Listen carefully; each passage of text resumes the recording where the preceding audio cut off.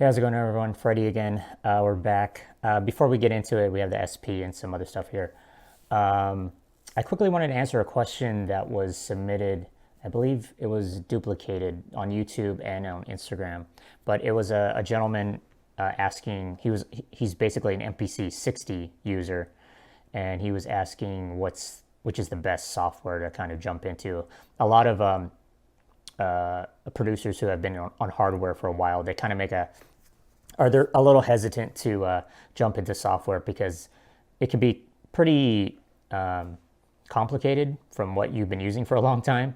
But I'll say this, regardless of whether you're a hardware user jumping into software or a software user jumping into hardware, listen, you have to sit down and just learn whatever it is you're going to use, regardless of whatever it is. There's always a learning curve for anything you use, whether it's hardware or software.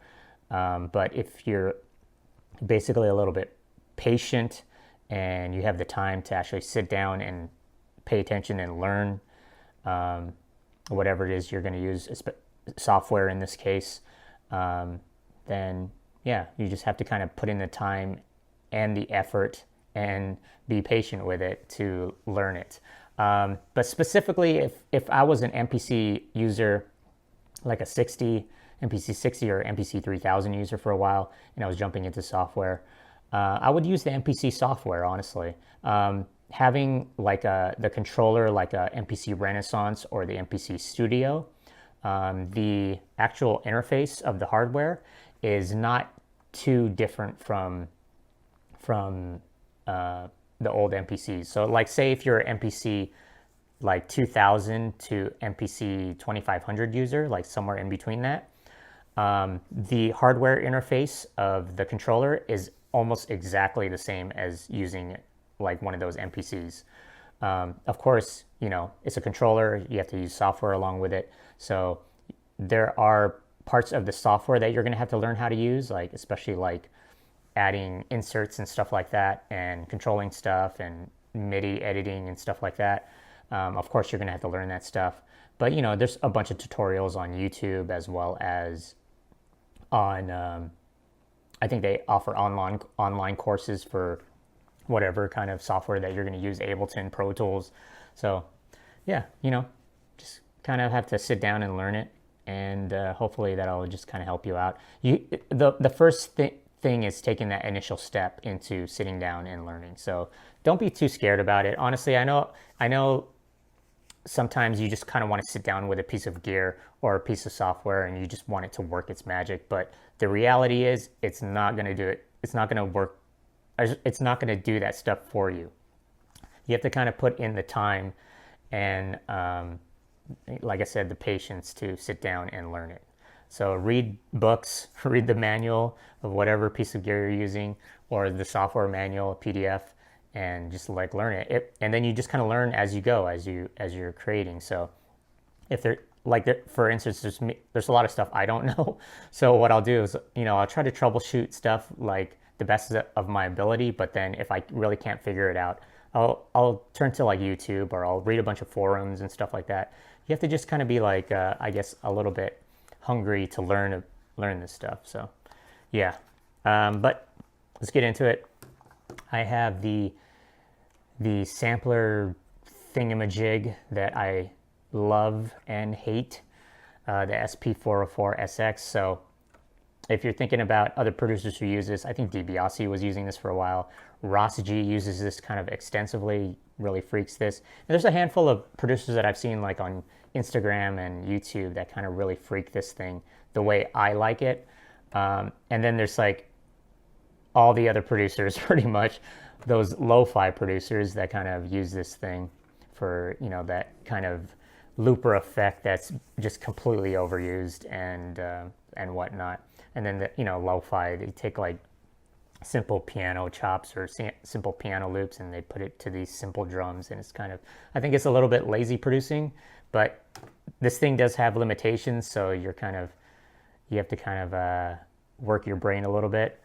But yeah, I think let me just say there are a handful of other pieces of gear out there that can do can make more spectacular music than this. But this thing is great for effects. I do have a couple beats on here, and we'll go ahead and get into it. The other stuff I have here is just like an Arturia Keystep, just I'm using it as a MIDI controller. For this, which is the Behringer Model D, it's basically a mini Moog clone. And then I have a guitar pedal, a multi-effects pedal, which I'm running the Model D through. And I like using a multi-effects pedal because you can chain effects, basically. I don't really use it for guitar. Like, I do, but not really. I mainly use it for like keyboards. So my other keyboards, I hook up to this and then I can add effects to it. So for this chain, I just have like a delay and this mono pitch kind of effect on here, and then I can just kind of activate it by pushing the foot switch right there. But yeah, I use it for keyboards mainly. So let's go ahead and get into this. Here is the drums. I'm gonna go ahead and mute my mic. Or not.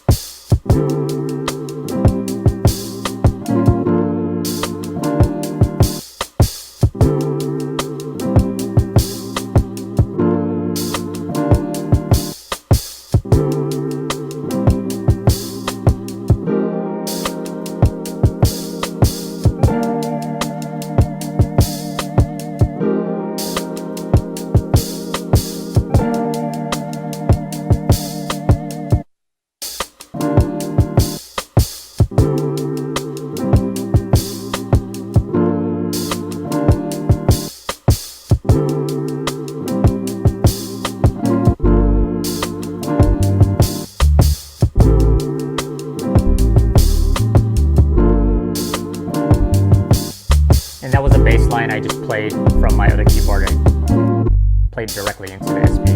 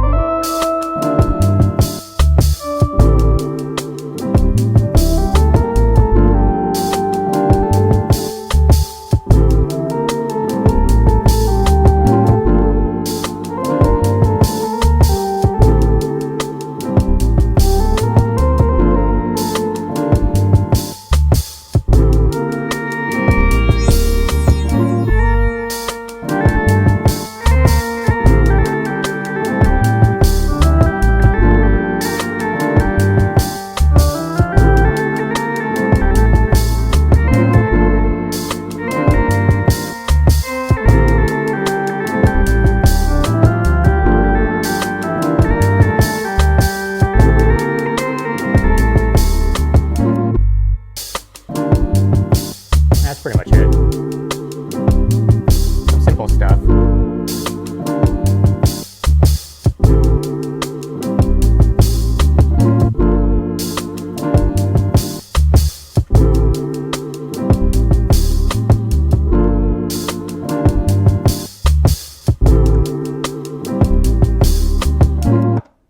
Okay, yeah.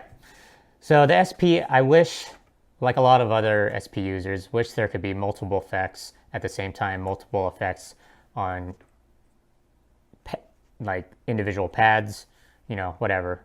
Because basically you can only add effects to one pad at a time, basically.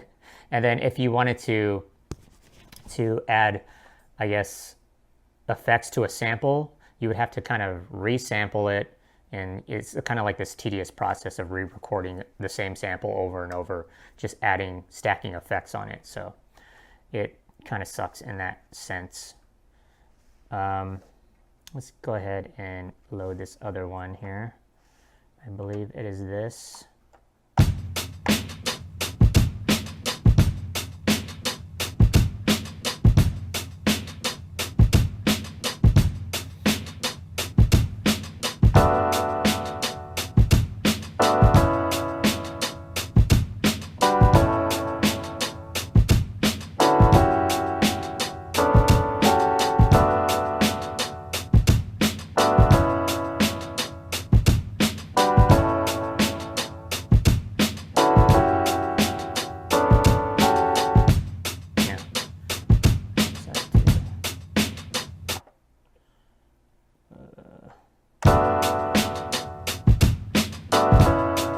Drums are a little bit sloppy on this one.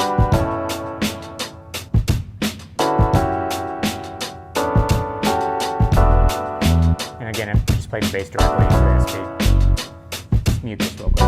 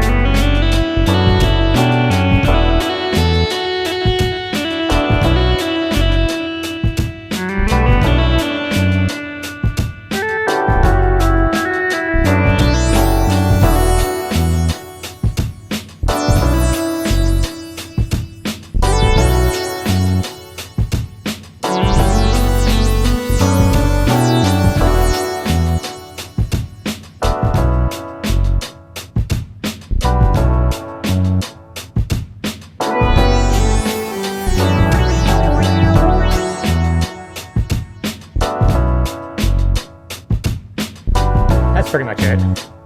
Some simple stuff.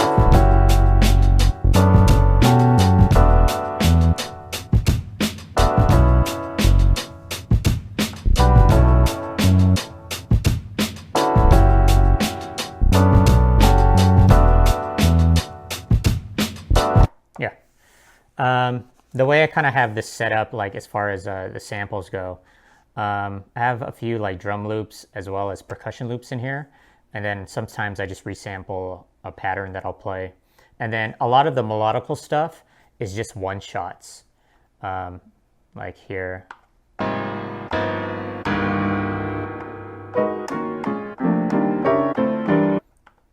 Like this one was all one shots.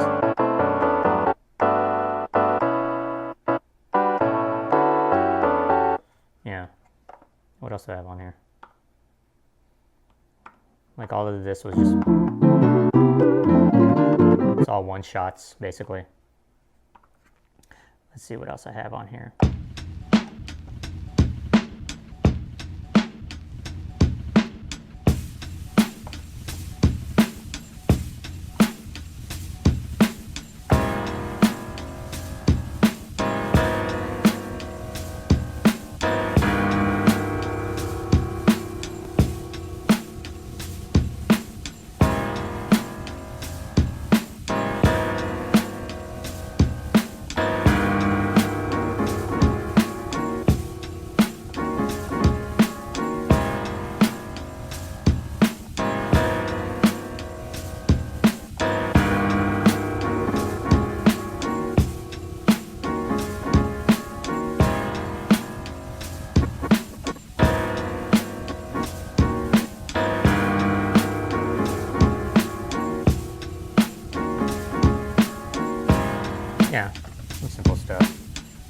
A lot of the one-shots I have gated, and then like some of these percussion things, most of the pads are like gated for the most part, with a few exceptions. And then, you know, like usually for the effects, I just have something external hooked up to it, which is this. It's cool for like hooking up like, say, a different sampler to this, or like your computer, and then running effects through this, or like a keyboard or like a guitar or something, and then you can kind of just use this as an effects processor.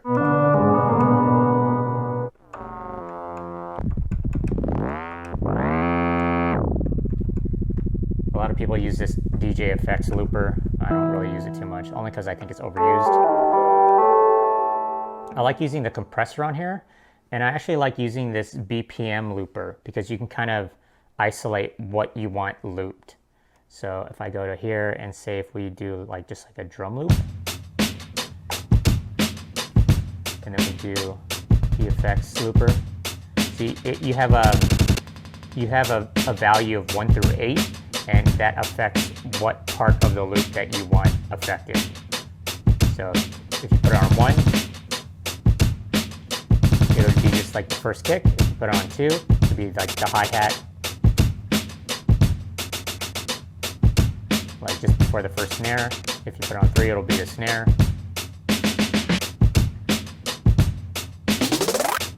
See? You do cool stuff like that.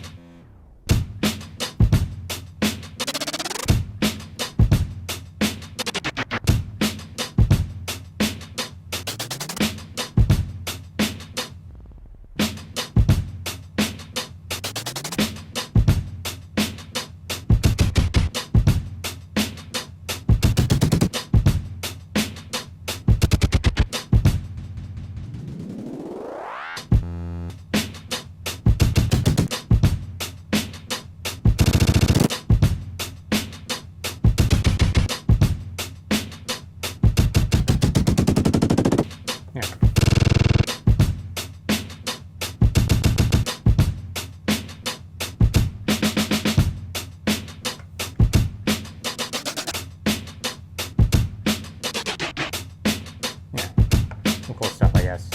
But yeah, that's pretty much it. You know, that's just a couple beats that I made on the SP. Like I said, I don't use this thing too often. I would completely rather use the MPC or my computer over this thing. But great for effects, honestly, I think it's great for effects. Of course, this thing has huge limitations. But I wish they just updated the firmware on it. Maybe like updating the firmware could unlock some things that it couldn't do before. And I feel like with that new SP-404A that came out, like the successor to this, it's kind of like a dumbed down version of this or something like that. I don't even know what they've added to that. Maybe like a step sequencer. Like if this thing had a step sequencer, it'd be like awesome. But then for this, you have to be really patient. Like you have to kind of perfect learning how to play patterns and making it loop properly and stuff. One of my first samplers was the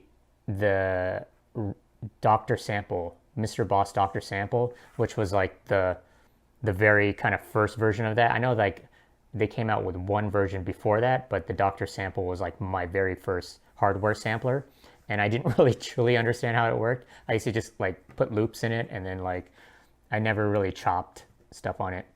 But even before, I would use that thing for effects. But yeah, the Dr. Sample, I think Madlib used that extensively. He produced Mad Villain on that, Mad Villainy on that piece of gear. So yeah, you know, you can do cool things with it if you kind of have the patience and know how to kind of do stuff. So just a simple video for this one. Thanks for tuning in. There's a few beats that I've been making on the MPC Live that I kind of want to share with everybody, so we'll do that in the next video. Or actually, you know what? We'll do an Ableton set on the next video. I keep promising that. Ableton set will be a little bit better. So thanks again. Peace.